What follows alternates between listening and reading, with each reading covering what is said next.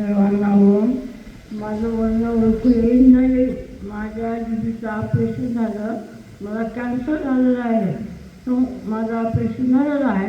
पण झाल्या 15 दिवसाला संध्याकाळी माझ्या घरी येऊन मला काही आपले जे काही त्यांच्या औषध गोळ्या होत्या ते गोळ्या औषध मला दिले आणि मला योगा करायला सांगितले. त्यानंतर मी रात्रीला माझं रेजिस्ट्रेशन होतं. ते रेजिस्ट्रेशन घ्यायला गेले आणि तिथं माझे 35 रेजिस्ट्रेशन होते. रोज मी योगा केले आणि त्या पिंपळाच्या झाडाखाली बसून त्यामुळं माझे पैसे डॉक्टर आणि माझी पास फक्त तो मला घरला पाठवून दिला.